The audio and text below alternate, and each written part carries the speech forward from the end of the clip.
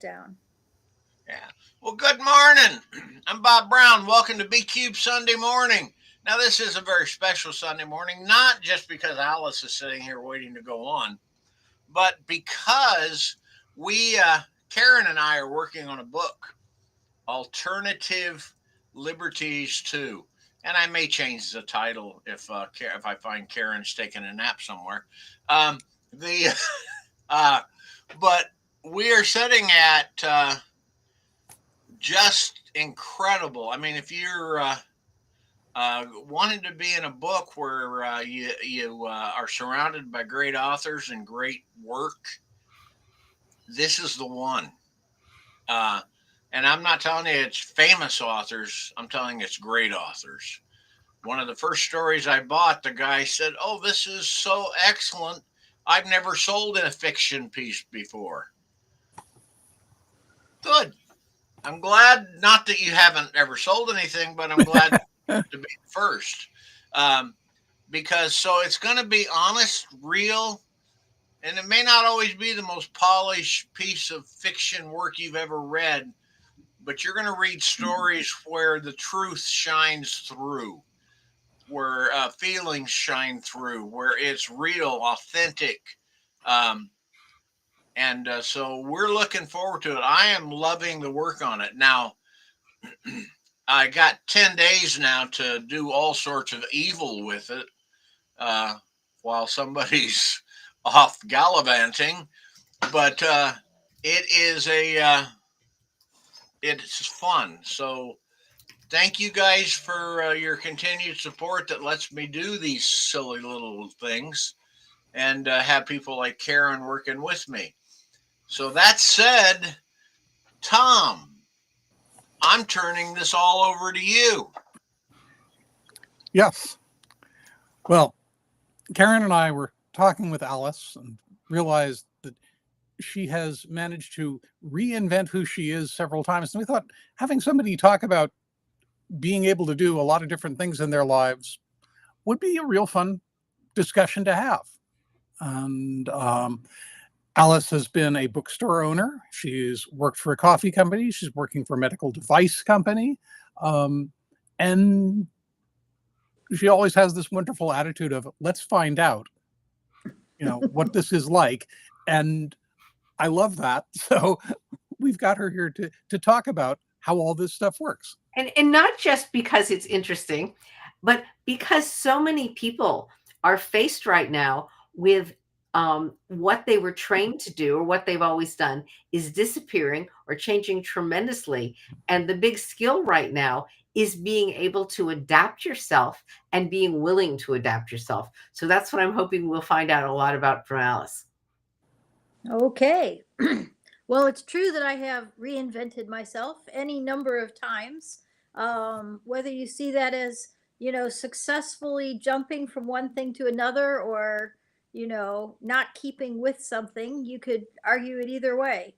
My sister used to josh me that I could only do things for 4 to 5 years and then I would have to change it. And it was 4 or 5 years into the bookstore that I got pregnant and had my kid. And she's like, that counts, you know. So tell us a little bit about your bookstore. Let's get started there, since you're obviously surrounded by books to this day. It's true, but I have been surrounded by books from way before the bookstore. My parents were both big readers, and so we've had books in our lives forever. And in fact, Mike and I have been a couple since, I mean, we knew each other as fellow high school students first and became a couple several years into that, into college. But I still count 1981 when we merged our science fiction collections and gave away or sold all the duplicates as far more significant than 1983 when we actually got married. So, that was definitely the step of no, of true commitment. Um, so reinventing is an interesting concept because when I first got out of school, I had a bachelor's in physics, but could not find work. It was 1981. The job market was terrible, but it turns out that physics is one of the worst things you could get a bachelor's in. and expect to do anything with. None of the people that want engineering help or stuff, which I was trained for, want somebody with a physics degree. They want an engineering degree. Meanwhile, none of the people who I would happily have worked for, like as a lab tech, which I'd already done for 2 years part-time, wanted me because I had a bachelor's. And they're like, no, we're not hiring a lab tech with a bachelor's. And it wasn't until I lied on my resume and dropped the bachelor's that I was actually able to find work. Wow. Were you overeducated for them or undereducated? Over by a lot. But, Mm-hmm. you know, the places that could actually use my education weren't hiring, or at least they weren't hiring a short, extremely young looking female. I was what, 23 at the time, and I probably looked all of 17. So that was, you know, I would not be surprised if that was a part of it. But I did, in fact, get a lab tech job by dropping my bachelor's and worked there for quite a while, jumping between lab tech jobs before deciding that what did I really want? What was my laundry list of everything that would be most perfect in a job? And who did I know that was doing that? And that's when I landed up applying at Fermilab, the particle accelerator complex in Batavia. Cool. Yeah. Mike and I moved across the country so that I could work at Fermilab. Mike was always very accommodating that way. And I was there for 5.5 years, where I learned that I was good at particle physics and I enjoyed it a lot, but I didn't want to do it for 40 years. And with physics, that's the deal. You're in it for your life or you're not. And when I decided I didn't want to do it for 40 years, even though I think I was good at it and I liked it all right, what else could I do? I was already in the perfect job. And that's when I decided to start the science fiction bookstore. Wow. It was everything. It wasn't on any of my laundry lists of things I wanted to do. I'd never worked retail. But how cool would that be, right? And Oh, I understand that. my friend Greg Ketter had a very successful science fiction bookstore in Minneapolis and constantly griped about how hard it was in Minneapolis and how easy it would be in Chicago. And well, there's 5 times the readership, right? Yeah. And the property values were about the same. So your steady state expenses would be pretty similar. And I was like, yeah, let's try that. And I did. I just threw it all into the wind and started the bookstore with some savings and some friends and Greg as a partner to help set all the accounts up. Was it wildly, it was reasonably successful, but it was a pretty risky thing to do. And the only reason I felt comfortable with that level of risk is I already had a pretty safe, family situation. Mike and I had been together for years. We had bought a house. If it didn't work out and I wasn't bringing in income for a few years, we could still make it okay. So it was a good time to be risky. 16 years later, it's rentals in Chicago had more than tripled. And yeah, I'm like, I'm not exaggerating. I really looked. A lot of the reasons why I'd started the bookstore weren't true anymore. Like in 1988, there really wasn't a functioning internet yet. And all of the books, the 98% of the books that were coming out from 15 US booksellers that all had, credit departments and sales staff, and they would come along and sit down with you with the catalog and you just go, oh, I'll take 2 of this and 5 of this and 10 of that. And, 8 months later they'd show up and you just pay your bills and everything's pretty good. Well, by 2004, every single one of those publishers had been bought by one of the 4 international media conglomerates and shut down, more or less. You know, I mean, when you look at science fiction, their sales staff had been shut down. their sales staff had been shut down, but also their book lists. Yeah. You remember when Avon used to be a major source of books? Oh yeah. I mean, yeah. there were 3 to 5 new, really reasonably interesting titles every month. Mhm. Well, after Warner bought them, they just dropped that. They had like 1 or 2 possibly media tie-ins and nothing else. And that was true across the industry. So yeah, are there great books coming out? Absolutely. But it's not the same. A small bookstore couldn't offer the same filter and providing that was so useful in the 80s. Mhm. So between the rents going up and the books being harder to provide, and actually acquisition of those books being easier for everybody, in Mhm. 2004 I decided, I think we're done now. And besides that, my poor husband had been commuting from Chicago to Seattle for 3.5 years for Boy. this. Yeah, he got a job that was a really good job, just what he wanted, but it was a startup company. And you know how they're not always that reliable. And so even though he took the job and commuted, we didn't want to commit to moving. But 3 years later, his job was still there, and we'd closed the bookstore, and I didn't know a good middle school to move our kid to. And we decided, let's do it. We sold our place in Chicago. We bought a place on Vashon Island. Mhm. And yeah, it was every change at once that I can imagine. Yeah. How long did it take to close a bookstore? I mean, Oh, that's a lot I of was, stuff. excuse me, I was in charge. It doesn't take very long at all.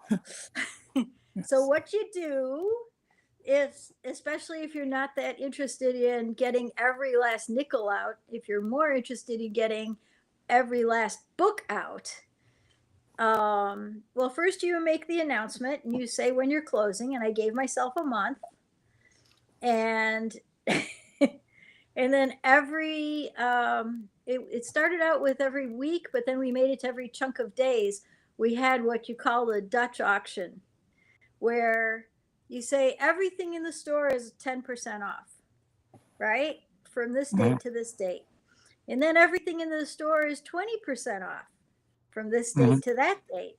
Well, you know what? When you get to 10%, when you get to 90% off, everything will go, right? Wow. There's pretty much nothing left.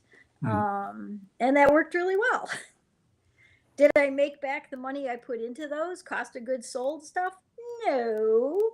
But at that point, that wasn't the point, Mhm. right? The point Yeah. was out of my house into somebody else's house.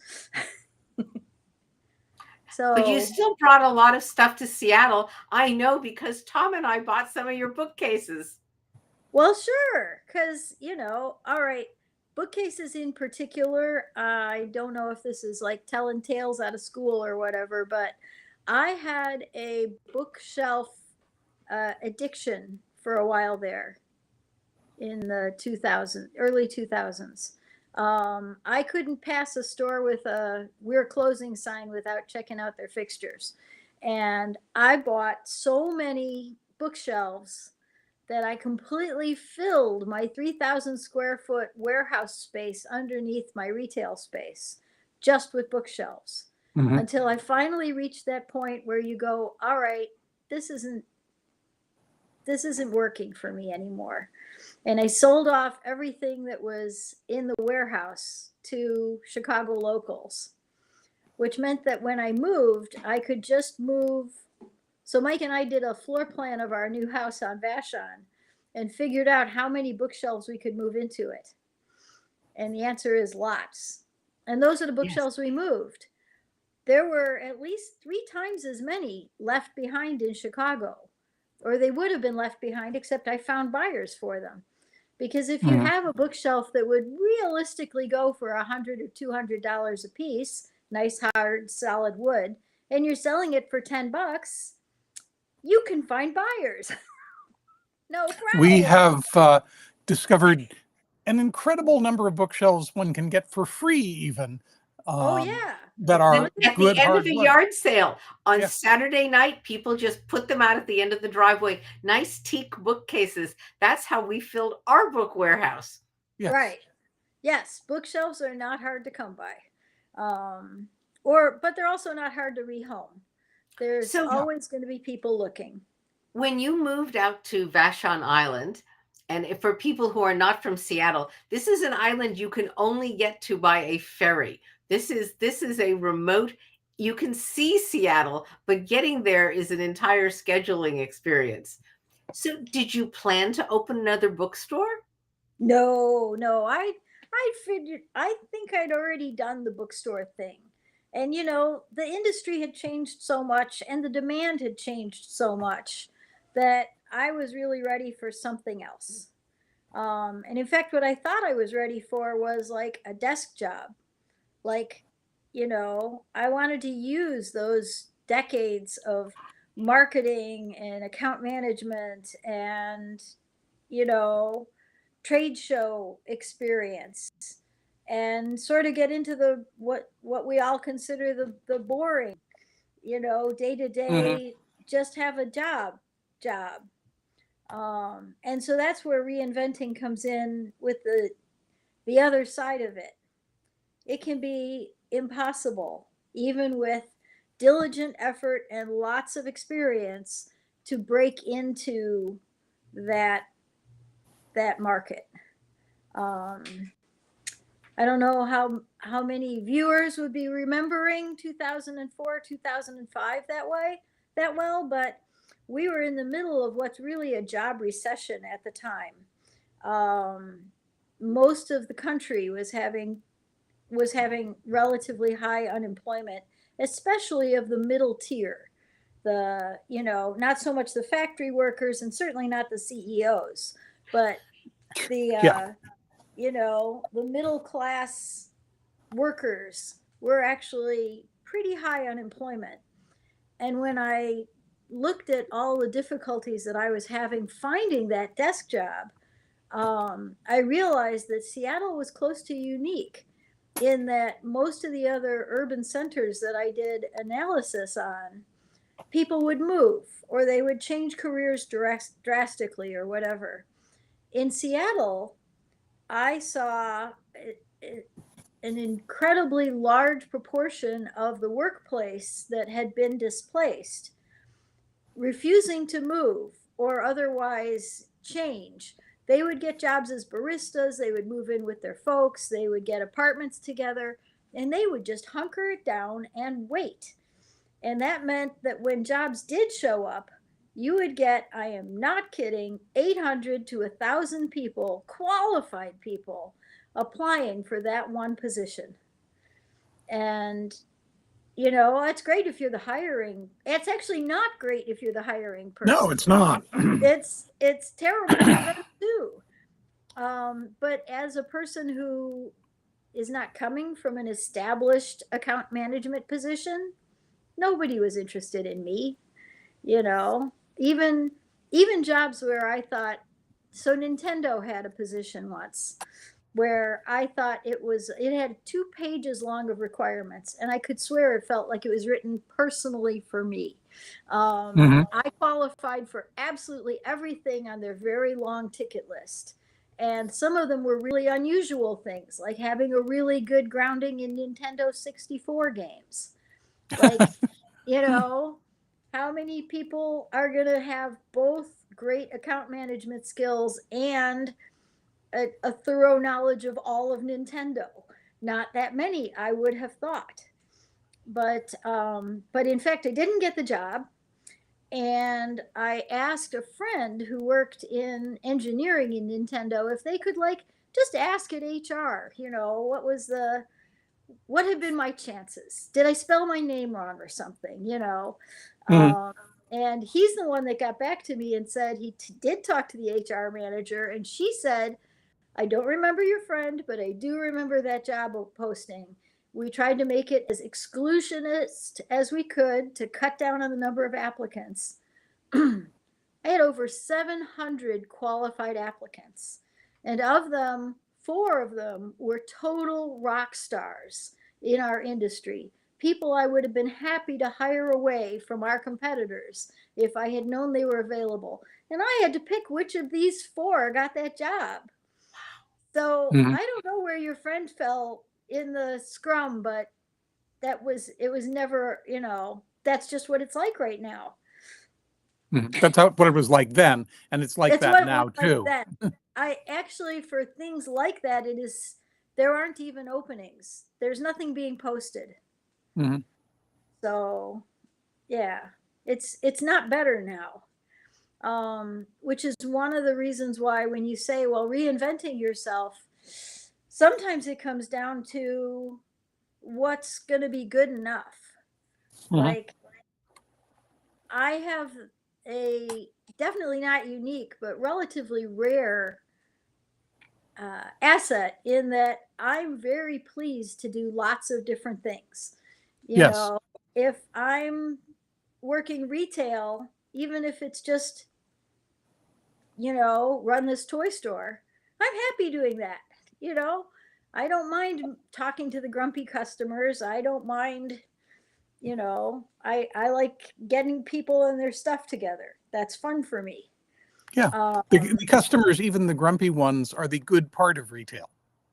for me, yes. For me But too. Tom is right. like that too. It's Yeah. yes, he does this all the time.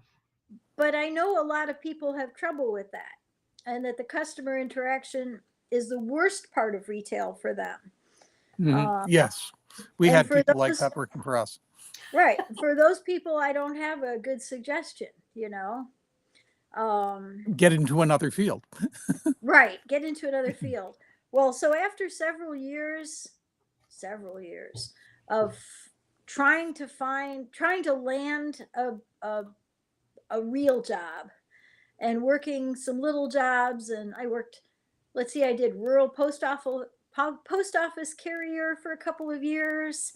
I Mhm. did I worked for Studio Folio during Mhm. doing office work and trade show prep and sales and management and stuff like that. Um, but then they outsourced their I mean, we're still best friends, but Studio Folio went to a outsourcing for their fulfillment and office staff, and so it wasn't worth commuting in from Vashon Yeah. to They're keep in up with Seattle, that. for those of you who don't know. So, Right, they're in Seattle, right? Which is, yeah. it's about a 2-hour trip from Mhm. Vashon to the north end of Seattle. That's kind of long. I decided that I would borrow a bunch of money and go back to school. And I would get an MBA and learn all the things about business management that I hadn't learned through the School of Hard Knocks. I figured Mhm. it would fill in all the gaps that I didn't know were there. I can't say I regretted it because I learned a lot of stuff and I had a lot of fun, but I did spend a lot of money and I did not gain the thing I had went there for, which was enough connections to the business community to actually land that desk job.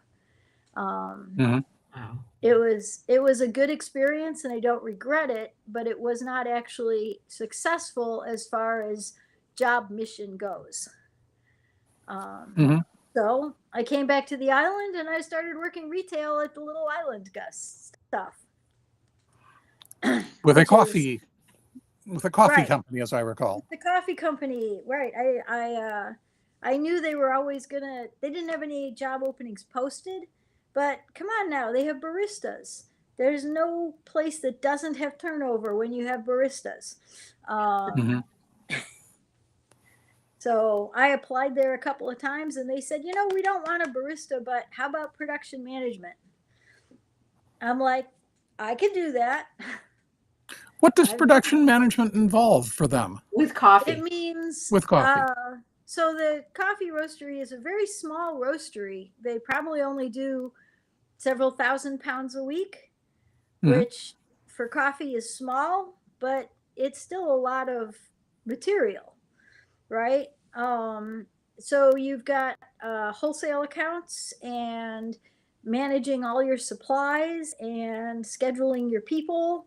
Like Mhm. somebody's got to roast that coffee and bag it and transport it. And the production manager is not only the person who often does that stuff, but the person who coordinates who does that stuff. So, Um, Alice, I have to ask, do you like coffee? I like the smell of coffee. I do not like coffee. I won't drink Wow. coffee at all. One of It's the I have people tried it. commented. One of the people commented it would make a great story. Hey, the mailman knows quantum theory, and now we have. Hey, my coffee roaster knows quantum theory. Let's Yes. let's do And the it was show. the same person. Yes. So you worked with the coffee for quite a while. I did. And I enjoyed it, and those are great people, but it's not really a what I think of as a permanent job. It had no health care, it had no benefits. You didn't Mhm. even earn paid time off. Um, it was really more like, you know, a barista job Yeah, where yeah. you're running the production center. So so for after a year or two at the coffee roastery, I started applying at one of the few island jobs that does have full benefits and a more employee and customer centered view, and that's Sawbones. Um, Sawbones is the name of is the colloquial name of the company. It's the name of our product line. The company itself is Pacific Research Laboratory, and it did take me more than 2 years of applying for positions there before I got hired. And some confusion on the hiring people's part because they'd be like, wait a second, you're the same person that applied for the foam molding job that we said no to. Now you're applying for a supervisor position? I'm like, well, yeah, I have all of the requirements to be a good Mhm. supervisor. And, they're like, huh, okay. Uh, You know, but they sort of started to recognize that you would be a good jack of all trades for them. Right. Well, I only applied for jobs that I thought I would do a really good job at. I'm Mhm. not just applying for everything, I'm applying for the things I think I'm good at. Yeah. By 2000 and I forget what year we're at now, 2020, I guess. Sawbones already actually said yes, and I joined as a production apprentice, which is the lowest level factory worker. And I'm fine with that. Mhm. I just wanted in. I wanted to do what they're doing, and I wanted the comfort and security of a company that's really looking at what's best for the employees and what's best for the customers. Which the Mhm. coffee roastery is filled with really great people, but that is not their focus. So Interesting. right. So So now I work for Sawbones. We make medical training models. You know how if you're a beginning surgeon and you're being asked to put metal plates into people's ankles to help hold the parts together after they got drastically shattered in some accident, that's a pretty tricky, scary thing. Wouldn't it be nice to be able to practice on Yeah. something that responds the same and looks the same? Mhm. Right? So 40 years ago, Sawbones started as a collaboration between a guy who knew a tremendous amount of material science and a doctor who knew a tremendous amount about, what would these trainees need? Mhm. And they developed a foam injected plastic model that has the same uh, friability and compressibility as human bone. Okay. All right. And so they Yeah. would make these bones out of this particular kind of plastic that does, in fact, it responds very similar to human Mhm. bone. So when you go to drill into it or whatever, it's going to respond the same way as it would if you were using humans. And Mhm. it means that you get some real hands-on experience on what does this feel like without having to do it And do actually your hurt a person. and hurt a person while you're doing it. Right. Yeah. I mean, the people who are getting this work done, they need it. There's no question. But Mhm. how much nicer to have somebody who's already done that operation 5 or 6 times on a simulator and but not an expensive computer simulator, a relatively inexpensive, actually I grabbed one so I could have a show and tell. I don't usually take stuff home, but a friend of mine broke her ankle, and I told her I would haunt the spare parts bin until we had one. Spare And parts, I love it. right, well, okay, so this particular one, they used the wrong foam core mold for this tibia, and Mhm. they didn't learn that it was the wrong one until they'd finished fracturing it and opening it up, and that's why it went in the toss bin, is because we can't use this for the customer, but it's Mhm. fine for just looking at. This Yes. foot bone has a broken, I forget where the broken part is, but anyway, right, it was in the trash bin, and so I just, grabbed parts out and put some new ligaments on, and I'm going to be mailing this to my friend so You that know, she Alice, can. I'm actually in shock that the company isn't using you as a trainer because your explanations are so on point. Well, I mean, basically, we sell our products to trainers. They know what they're doing, you know. So the company doesn't send out its own trainers, it's supplying medical trainers. Right. And usually these parts are being made in cooperation with the customers. That is Mhm. to say, the customer says, here's a challenge we're facing, that we are having trouble getting people well trained in this particular aspect. What can we build that will help make I that have work? to ask, are you asked ever to make special models where the density and the friability of the bone corresponds to elderly people as opposed to a young baseball player? Oh, sure. There's actually an entire subset of the company that I don't work with that makes we just call them blocks, but they're blocks of foam material that are all at different settings of density and friability, so that people can, you Can know, really learn the can range. work on it. And Yeah. in my department, so I work in the assembly department. We take all parts that other people make and put them together and get them out the door. But we definitely have, like, this particular one is a left foot male. It's fairly Mhm. large. It's bigger Yeah. than my friend's foot. But we have other models that have severe arthritis, for instance, Mhm. and what they've done is they've chosen a different mold to Mhm. to make that shape. So you're planning to have your next career be as a paleontologist? That's just the wonderful thing for me. I don't have to pick a next career.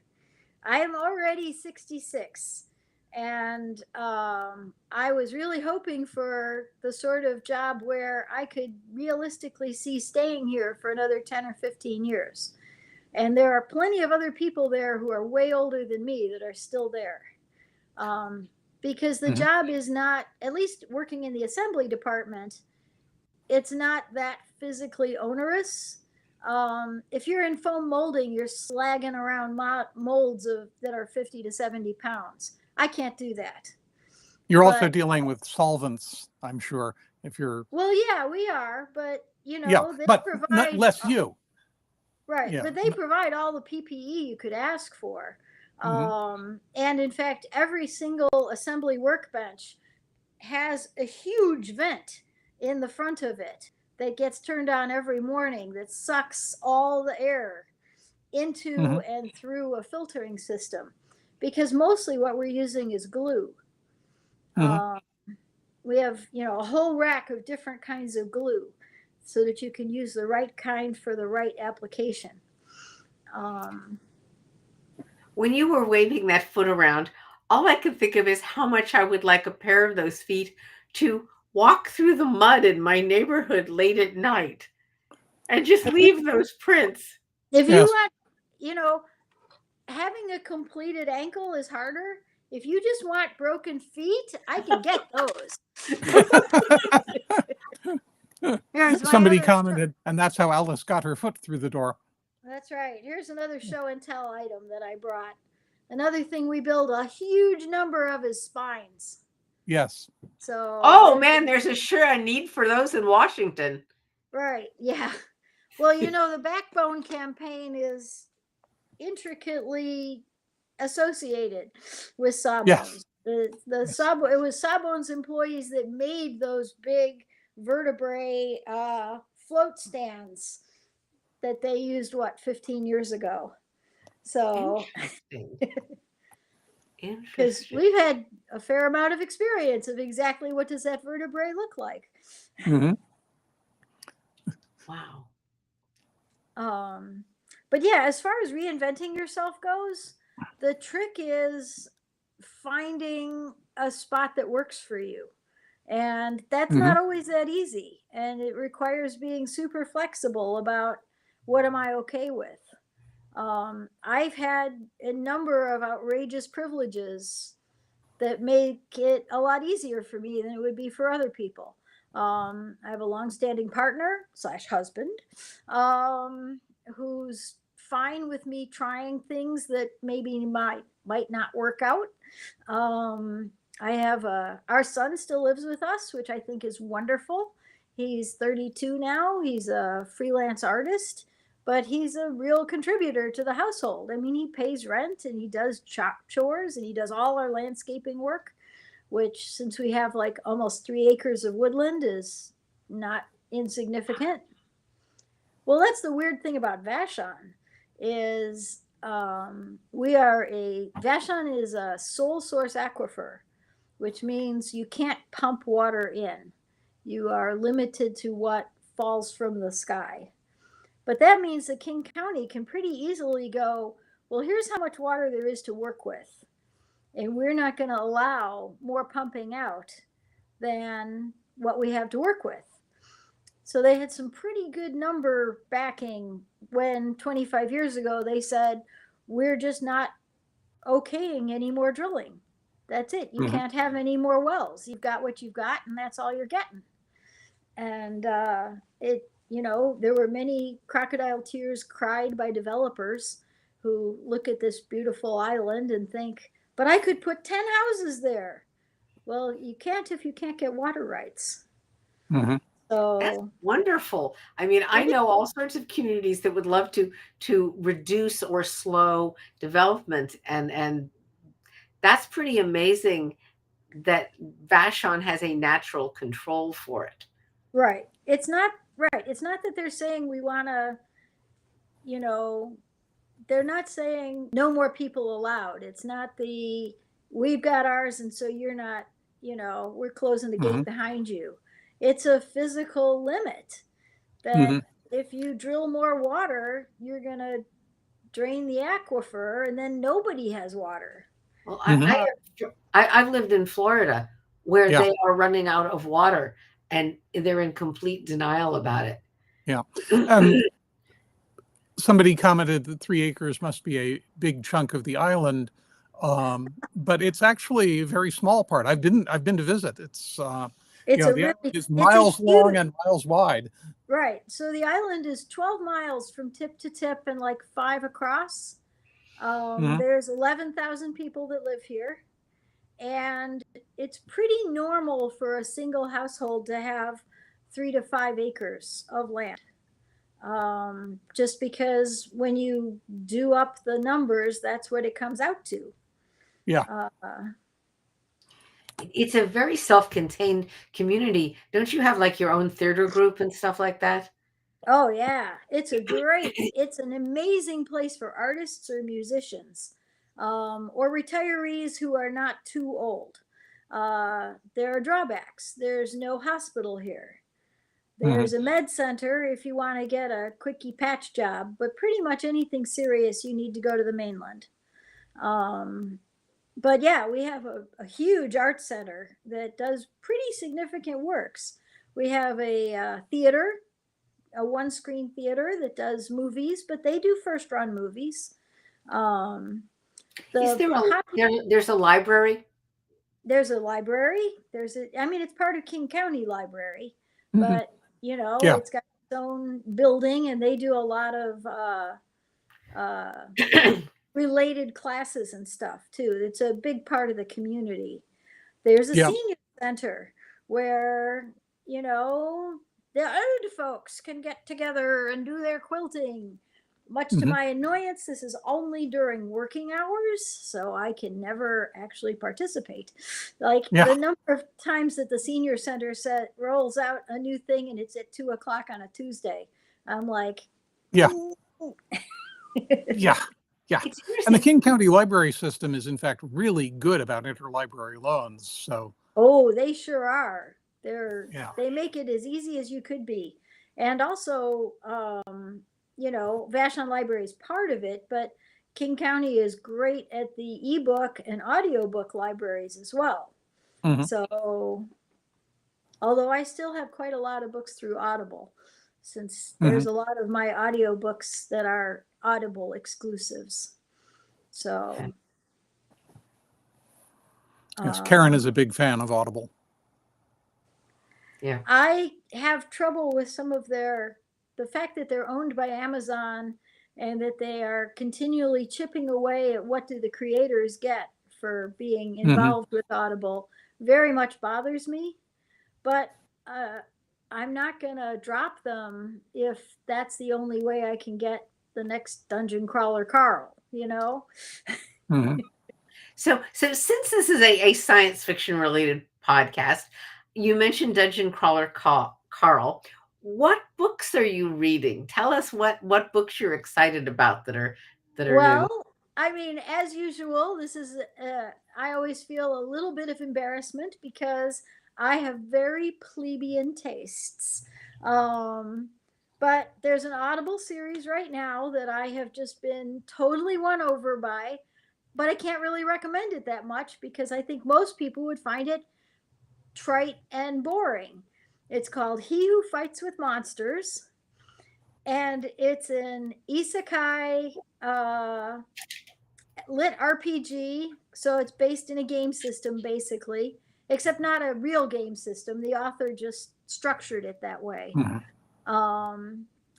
But, I really don't know that I would recommend it to a traditional science fiction reader because they would hit the first screen full of system messages and nope right out. Whereas when I encounter things like that, if I find it uninteresting, I'm perfectly comfortable having the audio continue to play while my mind goes elsewhere. If I miss some of the story, I don't mind that. We But do an awful lot of listening on long car trips. right. Well, I don't have any car trips at all now. Yeah. I listen to my audiobooks when I'm at work.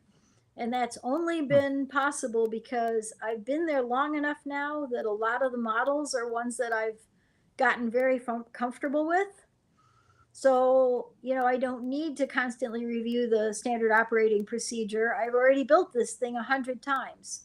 And here I've got an assignment to build 25 of them right now. Well, that's only going to take an hour because it's not a very long process.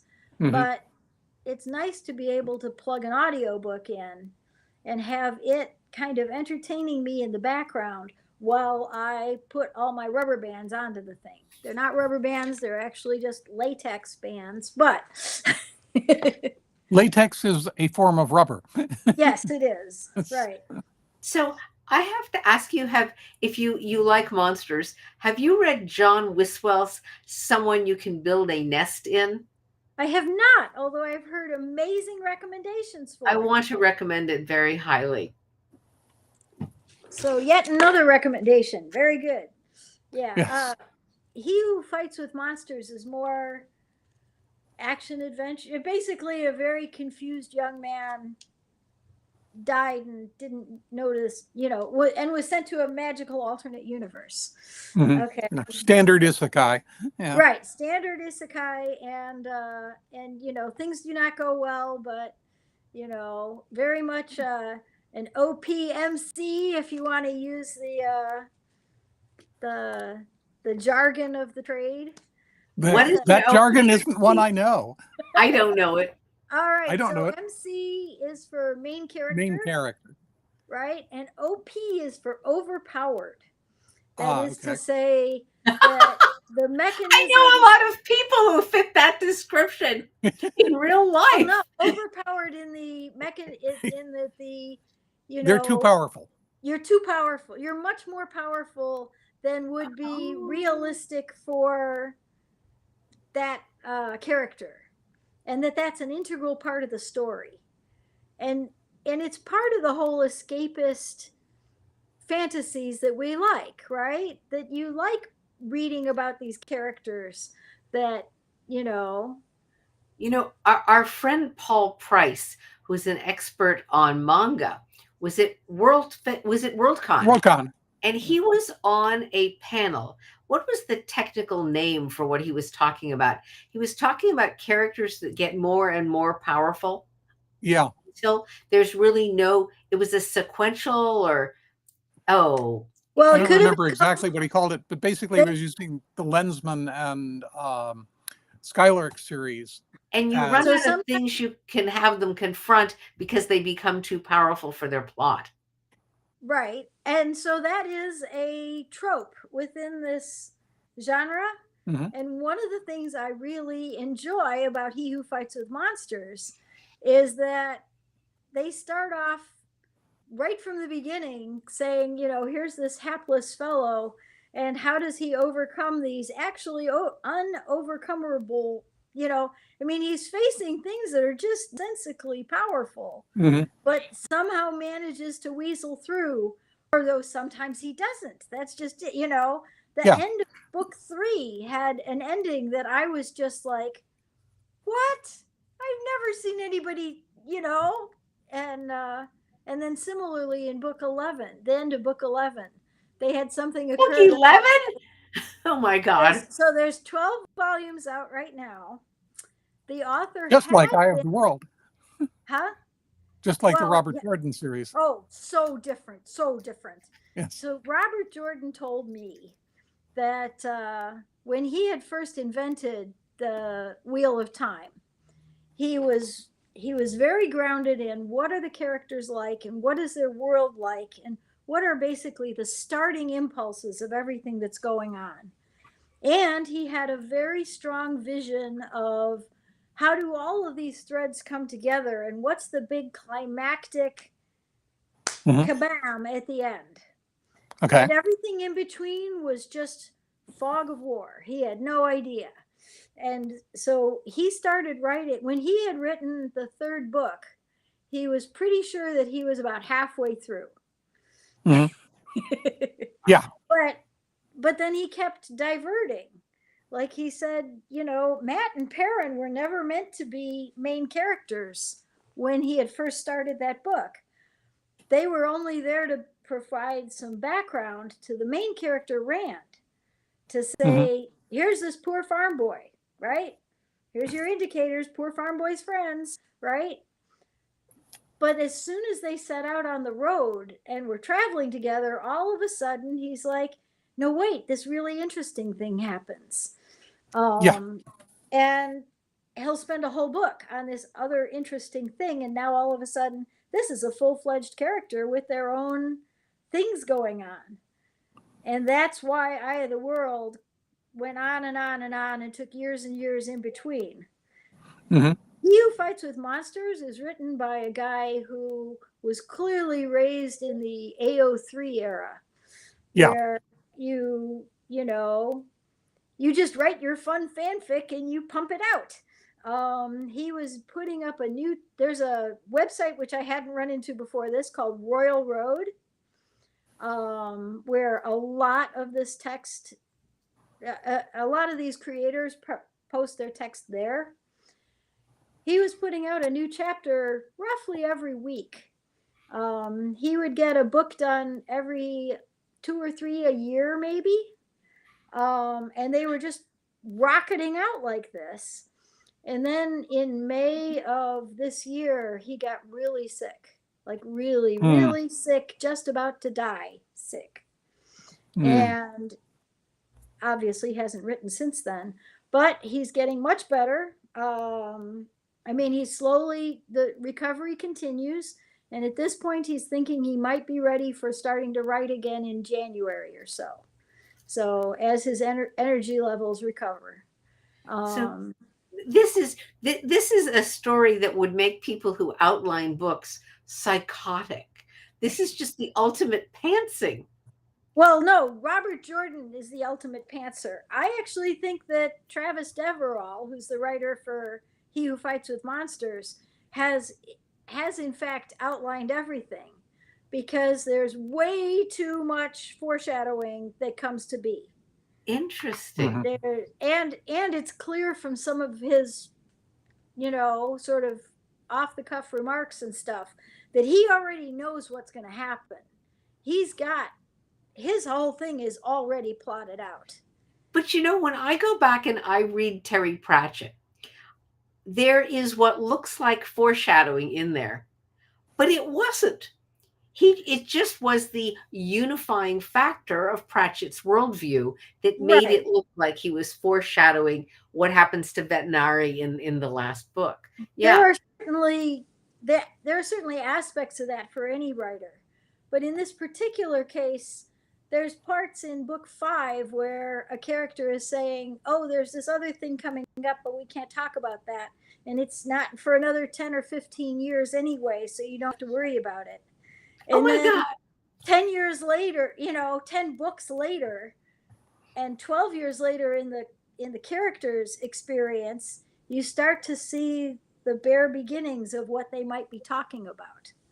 So I do believe that Deverall has outlined this whole thing ahead of time, and he's just a fast writer. I have to bring some of this in around what B Cubed Press and Bob does. Normally, B Cubed Press does anthologies, and we have a theme and we ask people to send in stories. But Bob did a book that he just released called Scott's Planet. And in that, Bob had an overarching idea about what was going to happen to this space colony that gets abandoned when it's no longer fiscally satisfying to the overlords to keep. They say, we're not going to supply you anymore. Here's the last plane out. You either get on it or you stay. And Bob has a book called Scott's Planet about how people make the decision whether or not to stay, or someone else makes it for them, or they accidentally stay, and what happens to them later. And all these people, it was a bunch of people who wrote it. They all wrote these little vignettes about mostly different characters. You did not have a lot of this. And yet it was really strange. It was like everyone shared the same vision. It really all just came together. I was amazed. Well, we do have a shared background, and that sort of multi-author shared world thing has been done successfully in the past. Did you ever read the Leovac series? Yeah. Oh, yes. And Thieves World did a good job of it too. As well, right? Even earlier. Although a lot of that was, even though it had Bob Asprin's name plastered all over it, a lot of it was really Lynn Abbey. Yeah. Pulling the pieces together and doing the coordination that made Thieves World such a success. It kind of on the Borderlands that how well unified the voices were, because I know a lot of the authors in Scott's Planet, and one or two of them, the voice was a little different, but mostly it really read like one person had written it. I couldn't believe they could do it. but they did. I think a lot of it was because the abandonment by the government resonates so much with everybody right now that they were able to just take the feeling of being abandoned and promises broken and just pull it into that world. Cheryl Alexander in the chat has mentioned Joker's Wild, which I have not read the The whole whole wild card series. I've read it.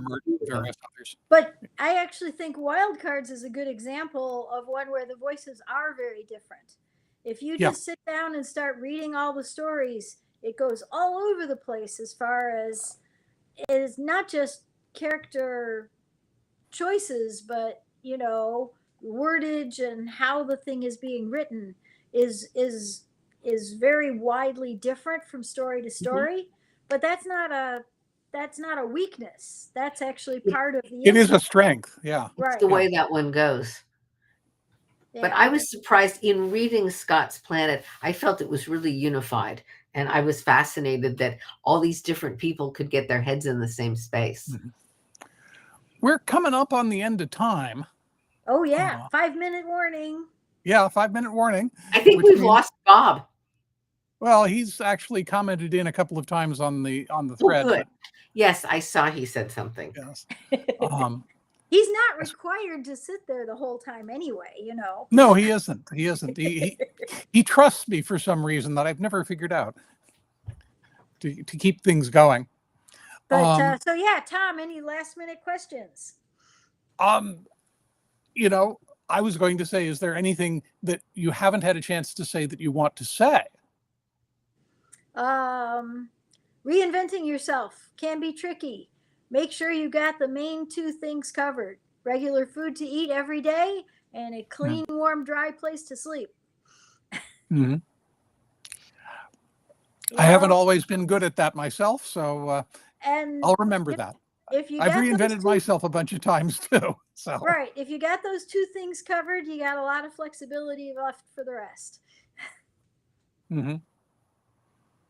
And there's a lot of luck in it. But, luck favors the prepared person. Oh, yes. Well, if you've got those 2 background bits, you're a prepared person. in my long list of why I'm outrageously privileged, I also have excellent health. And I have all my life. May that continue. I am a strong, energetic person. And, I don't discount that. That's an important thing. Alice, I have to ask, are you a morning person? I, in fact, do not have a set circadian rhythm. I can be a morning person anytime people want me to. I can be a late night person anytime people want me to. This was true before I had the job at Fermilab, but my job at Fermilab was a rotating shift that changed every week. And I was there for 5 years. So that made sure that, I don't have any trouble changing my schedule. We have someone who wants to know if you take naps.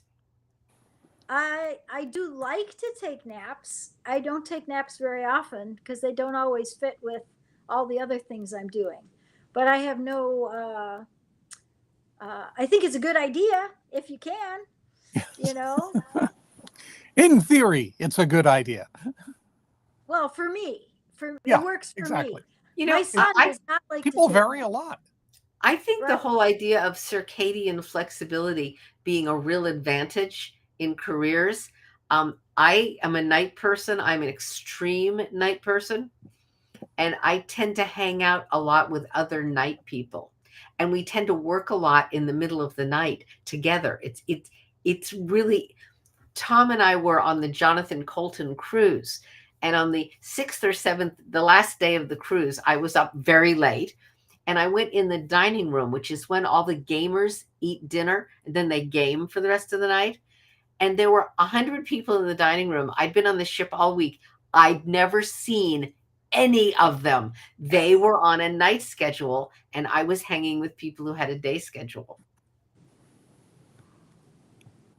Yes. Yes. Yep. No, I definitely see it as one of my many advantages. Here's Bob, who is a morning person. Yes, which is why this thing is far too early in the morning for either me or Karen. 9 a.m. is late for me. So I usually report into work at 5:30 every morning. So there you go. I do love it though. When the circadian whiners show up. But yes, I'm talking to you, Tom. Mm-hmm. There are some people that I literally cannot have on the show, though I would love to. Oh, we've run into that fairly Because 9 o'clock regularly. is too early. Yeah. Yeah, no, think about on it. Sunday. 9 o'clock works for me, but some of my colleagues don't get up until noon. Well, Actually, my son probably won't be up until around 10. So that's just the schedule he likes to follow.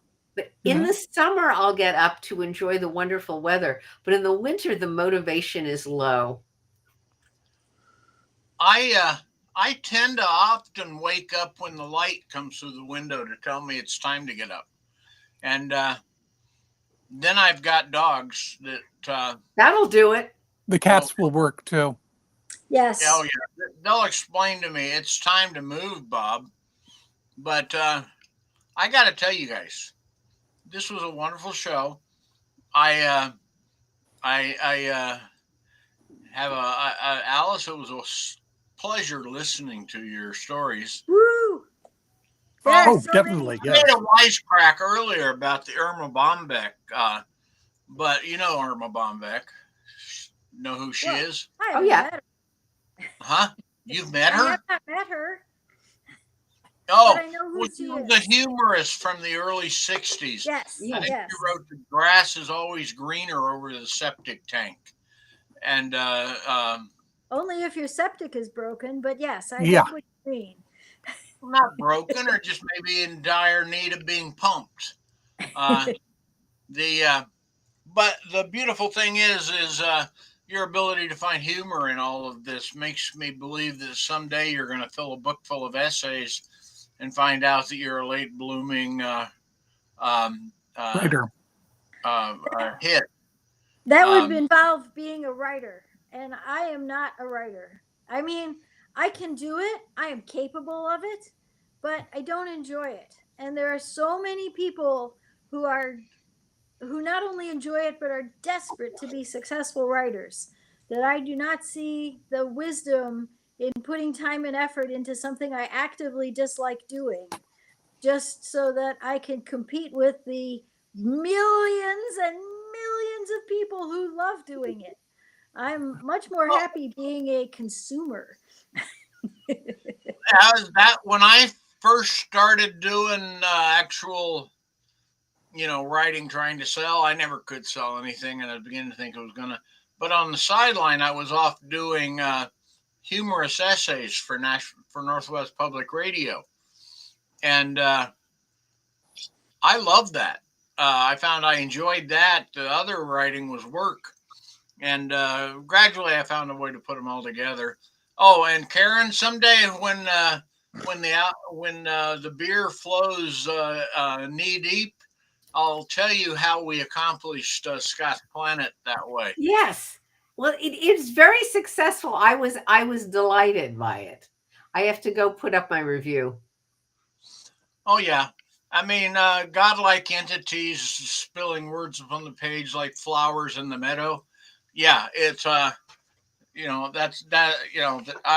think she'll do good. But thank you guys all for showing up, and to our audience, to the people listening. Yes. It is, we're here because you guys show up and give us feedback. I love the feedback that gets in there. Oh, yes. Yeah, I mean, you were working at Fermi, you said, right? A long time ago, but yes. Yeah. Well, I was a certified health physicist in my younger days. Right. I left Fermilab in 1988 to start the Stars Are Destination bookstore. So yeah, I can understand though that what you were talking about, that you either are in it for the long haul or you're planning an exit strategy. Well, in physics anyway. you know. Yeah. Well, mine was health physics. So yeah, we weren't you had to understand just enough physics to be dangerous. And it was fun though. It was a pleasure to hear. The I knew a guy that found Fermi's notebook in when we were cleaning out some of the old laboratories. Uh, that was a interesting story that he's told 374 times. But as our most interesting stories. But thank you very much. And next week we are going to very likely have um, one of the authors in Scott's Planet. God, I forget his name now. Yes. Wow, what an intro. Hey, that's a bearded fellow, Cliff Winnick. Yes. Yeah. Oh, I mean, know Cliff. Yeah, we all know Cliff, but I fell off him once. enjoy him. Yeah, and but I believe that it's his week next week, and I keep threatening him that if he doesn't show up, I will tell the story about his work in Scott's Planet. Uh-huh. No, Scott's Planet. While I plug it just a little bit, not near as good as Karen. We have Andrew Roberts, a guy who writes incredible epic poetry. Gives us the vision of the episode from the view of space, and that because it is epically. I mean, space is so large once you start really thinking about it. It's really, really big. It's really really, big. really big, and this idea that you're on this little isolated planet that doesn't have all of the resources necessary to have a to be Earth. It's early in the Carboniferous. Wood is not even evolved on the planet yet, except for a few people who, when they came in, they brought trees with them. The best dogs on the planet are pugs. It's Bob's wish fulfillment fantasy. Hey, pugs are great, and the notion of who the people are that are there, how they got there. Like one group of people got there because their ship got their transport got canceled while they were going out to colonize a planet that they decided to abandon before anybody got there, and they found a way to get onto Scott's Planet. And so this is originally viewed as a 4-volume piece. Go ahead, Karen. No, I'm curious to know what happens next. Well, if enough people are there, we'll get to see all 4 volumes. And I am actually wide open to people. I see Gordon here. I think he wrote me a nice piece for it. I will be considering standalone novels set on Scott's Planet or novellas because it is, for me, I will say this and I'll go. It was Harry Turtledove is to blame. Scott's Planet was a story I wrote 20 some odd years ago, the first thing I ever sold. And during page proofs, they sent it out to all of us. Harry Turtledove was in the volume, and he sent me a note, 2 words, nice story, and those 2 words made me think maybe I could write another story here.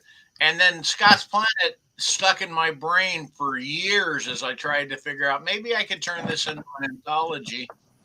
Then one day I looked behind me and I saw those 15 or 20 anthologies out there and said, oh, gee, I guess I don't have to wonder if I could. Now the question is, I wonder if I should. And so I did. And it took over 2 years because that shared world stuff, as Alice said, nothing new. I had read Thieves' World, and one of the things that struck me at Thieves' World was the utter inconsistencies of the characters when they went from one author to another was sometimes distracting, especially when they killed one I liked. But it was still a great book, and I enjoyed it. And so I knew it could be done.